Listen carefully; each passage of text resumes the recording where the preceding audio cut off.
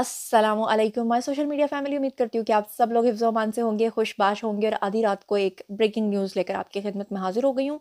पूरे social media और media पर एक खबर फैली हुई है कि एक बहुत छोटा सा यूट्यूबर है। छोटा यूट्यूबर से मुराद ये है कि अभी उसके जो सब्सक्राइबर्स हैं, उसके जो फॉलोअर्स हैं, वो 2000 या 200 के दरमियान है। 200 से 2000 के दरमियान उसकी फ़ैन फॉलोइंग है। और होता क्या है कि वो एक ख्वाब देखता है कि मैं शीरी मज़ारी की बेटी ईमान मज़ारी का एक इंटरव्यू कंडक्ट करता हूँ, एक पॉडकास्ट जो है वो कंडक्ट करता हूँ। आमतौर पे होता ये है कि अगर किसी के फॉलोअर्स बहुत कम हो तो मेरा ख्याल है कोई भी अगर नामवर शख्स है, चाहे वो नेगेटिव पब्लिसिटी लेता हो चाहे पॉजिटिव, वो कभी भी उस यूट्यूबर को अपना इंटरव्यू नहीं देता। लेकिन हैरानकुन तौर पे होता क्या है कि शीरी मज़ारी की जो बेटी हैं ईमान मज़ारी, ये ना सिर्फ उनकी पॉडकास्ट में जाती हैं बल्कि वहाँ जाकर हर्जा सराई करती है, इदारों की इस्टेब्लिशमेंट को गालियाँ देती हैं। जनरल आसिम मुनीर और जनरल बाजवा से लेकर आसिफ गफूर तक और तमाम जनरल्स को गालियाँ देती हैं। जनरल परवेज़ मुशर्रफ से लेकर कयानी तक और राहील शरीफ तक को नहीं छोड़ती हैं। बहुत ही नाजेबा कलमात कहती हैं। बात सिर्फ यहीं तक नहीं रुकती बल्कि उस पॉडकास्ट के अंदर ये जो इंटरव्यूअर है जिसका नाम बताया जा रहा है जनाब जी, इसका नाम है जी इमरान नौशाद खान। अब ये शख्स क्या करता है कि ये भी साथ में इदारों को बुरा भला कहता है और घटिया तरीन बातें करता है।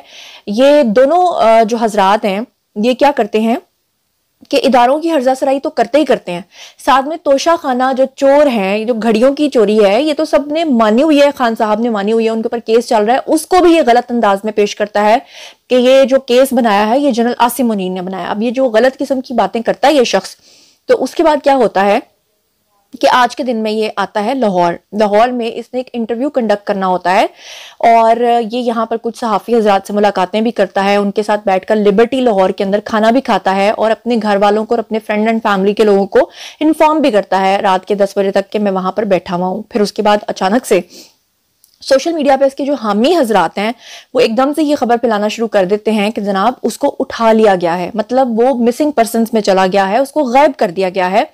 और फिर उसके बाद ये खबर जो है हर तरफ फैल जाती है और एस्टेब्लिशमेंट के ऊपर फिर से एक नया और घिनौना इल्ज़ाम लगाया जाता है। फिर उसके बाद सोशल मीडिया के ऊपर एक FIR रोटेट करने लगती है और उसके अंदर लिखा होता है कि जनाब, वो मैं FIR भी आपको पढ़ के सुनाती हूँ, लेकिन पहले मैं जरा आपको सुनवाना चाहती हूँ और फिर मैं आपको बताती हूँ कि इसने बातें किस किस्म की हैं, इसने पॉडकास्ट क्या किया, वो भी मैं प्ले करती हूँ। लेकिन पहले जरा ये मुलाहिजा फरमाइए कि ये नया दौर के जो सहाफ़ी हजरात हैं ये बैठकर क्या बात करें, जरा सुनिए।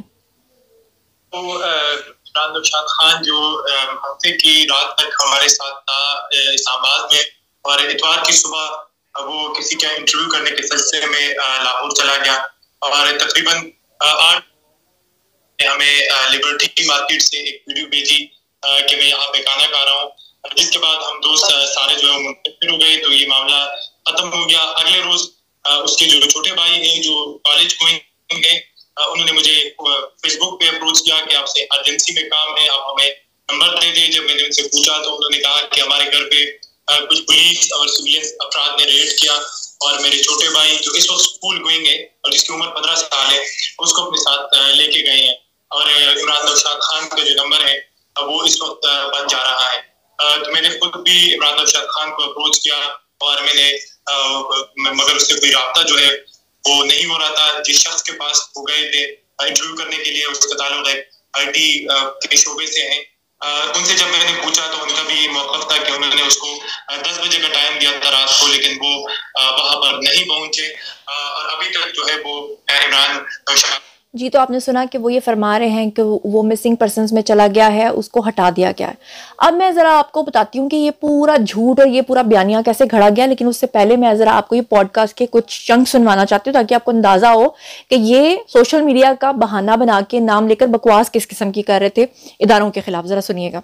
बाजवा साहब, वो तो आपको पता होगा, आपकी बड़ी देर है दोस्ती भी PTI के नहीं अल्लाह ना करे इस गुनाह से मुझे पता नहीं बचा के रखा। और PTI के जो कंधे पर आए थे फौजियों के कंधों पर, आज तो वो भी एक्नॉलेज कर रहे हैं कि जी प्राइम मिनिस्टर से ऊपर एक अथॉरिटी है कि वोट को इज्जत दो, आकर आपने वोट को इज्जत दी वो सामने, और हमने कहा कि ले जाओ हमें, उठा लो, फेंको हमें जेल में।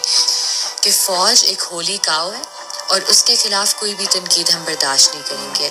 बाजवा और फैज मिल के इस मुल्क की डेमोक्रेसी को डिरेल ना करते। और अगेन ये दो बंदों की बात नहीं, ये इदारे की ज़हनियत में मसला है। अब ये झूठ बोलते हैं, ये कहते हैं कि जी हमारा सियासत में कोई किरदार नहीं है। आपका है और आपका बहुत घटिया किरदार है सियासत। तो क्या फ्यूचर देखते हैं आप खान साहब का? खान साहब का मसला है कि आपने मुझसे हाथ उठा के किसी और पे क्यों रखा, और पीडीएम प्रिटेंड करिए कि जी वो न्यूट्रल हो गया, उन्होंने हाथ उठाया, वो ये नहीं कह रहे हम पर हाथ अब रख। अभी तक एक बहुत बड़ा सेगमेंट है फौज के अंदर जो इमरान खान को सपोर्ट करता है। बहुत देर से मुझे इनसे थ्रेट्स आ रही थी कि उठाकर रेप कर दो, गायब कर दो, गाड़ी मार दो, इस तरह की बहुत थ्रेट्स। इस हद तक कि मेरी वालदा जब एक सिटिंग मिनिस्टर थी, उन्हें आपने इस क्लिप में सुना है कि वो ये कह रही हैं कि फौज की तरफ से धमकियां आती थी कि इसको रेप कर दो। मतलब एक तो मुझे ये समझ नहीं आता कि इदारों के ऊपर इतनी गंदी बातें कैसे सोशल मीडिया पर आकर कर लेते हैं। फिर उसके बाद आपने सुना कि वो जो जिस तरह की बातें उन्होंने की हैं। अच्छा, फिर मैं आपको एक और जरा इनका क्लिप सुनवाती हूँ, जरा ये भी सुनिएगा। अरे ये बहस भी होती है कि अगर ईमान मजारी का ताल्लुक 1% या 2% तबके से नहीं होता। ये कहना कि जी कि कोई प्रिविलेज बैकग्राउंड से आता है उनके खिलाफ इलीगल हरकत नहीं की जा सकती या उन्हें गायब नहीं किया जा सकता या मारा नहीं जा सकता, ऐसा नहीं है। और जैसे कि अब बाजवा साहब ने खुद तस्लीम किया है, उस वक्त से मुझे ये बात पता थी। ये जो कोर्ट में केस चल रहा है ये बेहतर है, क्योंकि अदरवाइज जो इनका प्लान था कि वो तो आपको उड़ाने के लिए तैयार थे। तो और फिर जनरल बाजवा ने खुद एडमिट किया है अपने इंटरव्यू में कि एक मेजर साहब ने आकर कहा कि जी हम इन्हें फिक्स करते हैं। तो और बहुत देर से मुझे इनसे थ्रेट्स आ रही थी कि उठाकर रेप कर दो, गायब कर दो, गाड़ी मार दो, इस तरह की बहुत थ्रेट्स। इस हद तक कि मेरी वालदा जब एक सिटिंग मिनिस्टर थी, उन्हें एक कॉल आई थी, उन्हें कहा गया था कि हम आपकी बेटी की लाश इतने हिस्सों में कर देंगे कि आप उन्हें पहचान नहीं पाओगे। तो ये नहीं है कि हमें कोई बाजवा के लोग करते हैं। मैं नहीं कहूंगी कि किसने ये कॉल की थी, लेकिन इन्हीं लोगों ने। हमारे ये बहस भी होती है कि अगर ईमान मजारी का अच्छा, ये क्लिप भी आपने सुना कि वो इतने हिस्सों में तकसीम कर दो। पहले जनरल बाजवा का नाम लेती है और उसके बाद वो क्या होता है कि जनरल बाजवा का नाम लेकर जब एंकर नाम लेता है तो फिर वो कहती है मैं नाम नहीं लूंगी। अच्छा, एक और क्लिप आपका सुनना बहुत जरूरी है, जरा ये भी सुनिएगा। दो बंदों की बात नहीं, ये इदारे की ज़हनियत में मसला है। क्योंकि कुछ है आपको एक्नॉलेज करने की जरूरत है कि अगर ये मेंटालिटी ना होती तो ऐसा क्यों है कि अयूब खान, ज़ियाउल हक, अभी general Bajwa, general Faiz, even Asim Munir, आप देखें कि जब से वो आए हैं अब ये झूठ बोलते हैं, ये कहते हैं कि जी हमारा सियासत में कोई किरदार नहीं है। आपका है और आपका बहुत घटिया किरदार है सियासत में। तोशा खाना में आपका किरदार है, उसकी बीवी को वो जो लिखी थी यासिम मुनीर का उठाया हुआ कैसे सबको पता है। सारे काम करने, अपना काम कर नहीं कर पाए, पतलूने उतरवा के आ गए वापस और अपना बढ़ा सब लोगों पर निकाल रहे हैं। तो I just pity them, but क्योंकि ये इतनी एक पैथेटिक सी ज़हनियत है इनकी, और बहुत डिप्रेसिंग है कि इस तरह सोचते हैं। और कितने ये कम ज़र्फ लोग हैं और ताकत है, ठीक है, आपके पास टैंके हैं, बॉम्बें हैं, बंदूकें हैं, सब कुछ है। हमारे इतनी अपने पास से वो बन रही हैं वकील, तो ये क्या आपके पास टैंके हैं, बॉम्बें हैं, ये कौन सा लफ्ज होता है? टैंके हैं, बॉम्बें हैं, आगे सुनिए। पास आवाज है और कलम है और आप हमसे डरते हैं, तो क्या जंग आप जीतेंगे क्या जंग आप लड़ेंगे? इनका तो ये हाल है कि रिटायरमेंट के बाद चले जाते हैं, वापस नहीं आते शर्म के मारे। कहाँ है बाजवा साहब? वो तो आपको पता होगा, आपकी बड़ी देर में दोस्ती मुझे बाहर बैठे हुए ना, कियानी साहब भी बाहर बैठे, दुबई में राहील शरीफ भी बाहर बैठे, सारे मुशर्रफ भी बाहर, वो तो नौकरी कर रहे हैं सऊदीया में, राहील शरीफ साहब, और वो तो जजीरे एंजॉय कर रहे हैं ऑस्ट्रेलिया में, कियानी साहब। और आपका वो कहाँ है? आसिम बाजवा, पापा जॉन्स, वो तो होगा कहीं पिज़्ज़े वगैरह बेच रहा है। माय पॉइंट बीइंग कि ये भागते हैं ना मुल्क से, और बाकी सबको ये इतने 70 सालों से नैरेटिव बेच रहे हैं, हम गद्दार और आप हम इस्लाम दुश्मन। जी, तो जनाब आपने सुना। उसके बाद मैं इस शख्स की प्रोफाइल पे गई, मैंने जाके इसकी प्रोफाइल जब चेक की तो जनाब ये भी तफसीलात आपके सामने रखना बहुत ज़रूरी हैं, जो इस वक्त मैं आपको बता देती हूँ कि इसकी तस्वीर ज़रा देखिए, लाल टोपी वाले के साथ क्या कर रहा है। तो अब आपको समझ आई है कि 200 से 2000 के दरमियान वाला सब्सक्राइबर जब ईमान मजारी को बुलाता है तो ईमान मजारी क्यों जाती हैं? क्योंकि पहले इस लाल टोपी वाले के साथ मिलकर ही ईमान मजारी ने खुलेआम तकरीर की थी, जिस वक्त ये अरेस्ट भी हुई थी और इसने इदारों को उस वक्त भी ललकारा था। सवाल ये पैदा होता है कि अगर वो बार बार इदारों के ऊपर नाउजुबिल्ला, तौबा अस्तगफिरुल्लाह, माजरत मुझे ये वर्ड्स भी नहीं बोलने चाहिए, मेरे मुंह से पता नहीं क्यों निकल आते हैं, मुझे रोका भी था मेरे एक सब्सक्राइबर ने, मगर बहरहाल मेरे मुंह से निकल आया माजरत। ये खातून हर जगह अपनी शलवार उतारते फिरती है, हर एक को कहती शलवारें उतार देते हैं और फिक्स कर देते हैं और मार देते हैं, इससे तो अच्छा फिर इसको मार ही देते। अल्लाह ताला माफ करे मुझे ये वर्ड्स बोलने पड़े, मतलब इतना इल्जाम, आप इतना घटिया इल्जाम इतारों पे लगाती हैं। आज तक आपका एक बाल भी बीका नहीं हुआ, आज तक कुछ हुआ तो है नहीं। उल्टा आपकी जो अम्मा जान है ना, जो सर के ऊपर टकला रख के ऊपर ग्रीन कलर करके अपनी विग वो अपने बालों के ऊपर वो बनाती हैं कलर, वो उल्टा इदारों के बारे में गंदी बातें करती हैं।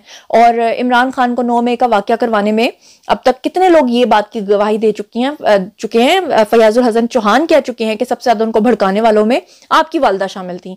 और अब आप इन लाल टोपी वालों के साथ मिलकर, मुल्क दुश्मन जो अनासिर है उनके साथ मिलकर आप अपने ही इदारों के खिलाफ जो है वो हर्जा सराई करती हैं। तो आपको पाकिस्तान में किसने कहा है कि आप रहें? किसने आपको कहा है कि पाकिस्तान में अल्लाह माफ करे अपनी शलवार उतारें? और किसने आपको कहा है कि पाकिस्तान जाए, दफा हो जाए बाहर? जो आपको स्पॉन्सर करते हैं वहां जाकर अपना एजेंडा चलाएं। अफसोस की बात यह है। और फिर ये आपको इस टाइम नजर आ रही है जनाब FIR, तो ये FIR के ऊपर कोई नहीं लिखा हुआ कि ये शख्स कौन है, ये बिल्कुल सही भी है कि नहीं। बहरहाल मैं फिर भी आपके सामने जो है वो पढ़ देती हूँ। FIR के इस पे लिखा हुआ है कि Facebook, Twitter, Instagram, YouTube channel से अफवाज पाकिस्तान और दीगर हसास इदारों के खिलाफ सोशल मीडिया पर हर्जा सराई करता है ये शख्स, और इसके खिलाफ गलत और मन घड़त पोस्ट शाया करता है, प्रोपेगेंडा करता है, लोगों को उकसाता है और साजिशी इंटरव्यूज करता है। ये लिखा हुआ है जी इस वक्त इसकी FIR में, और ये लिखा हुआ है इसकी FIR में। और यहां पर मैं आपको बता दूं कि अभी से 5 घंटे पहले इसने अपनी पोस्ट लगाई है, वो भी सिर्फ फेसबुक पे, इंस्टा पे ये फिर भी नहीं आया। और वहां आकर इसने लिख दिया guys I am back and safe. यानी कि इतना प्रोपेगेंडा हो गया, सहाफियों को आपके घर वालों ने राब्ते कर लिए, हर तरफ आपने फैला दिया कि आपको एस्टैब्लिशमेंट ने पकड़ के गायब कर दिया, और आप 200 से 2000 के सब्सक्राइबर्स की वजह से अपना नाम बनाने के लिए अचानक से सामने आए, बिल्कुल ऐसे ही जैसे वो बरसाती मेंढक जो है वो छुप जाता है। फिर आप बाहर निकले और आपने कहा आई एम सेफ गाइज। इसका मतलब यह है कि आपने ये सब कुछ क्यों किया? पहले आपने गालियां निकाली इदारों को खुद मशहूर होने के लिए, और फिर आपने गायब होने का तमाशा किया, और उसके बाद इदारों के ऊपर नाम लगा के आराम से बाहर भी आ गए, मशहूर भी हो गए, जो आपको चाहिए था कि आज हम आपको डिस्कस कर रहे हैं। तो जनाब अब आप लोग इस बारे में क्या सोचते समझते हैं, आइए कमेंट सेक्शन में शेयर कीजिए, पर्सनली जवाब दूंगी। मजीद खबरें, व्लॉग्स, इंटरव्यूज और सियासी तज्जिए जानने के लिए मेरे साथ कनेक्टेड रहना हरगिज़ मत भूलिएगा। चैनल को सब्सक्राइब कर लीजिएगा, अपना बहुत ख्याल रखिएगा। अल्लाह ने के बाद।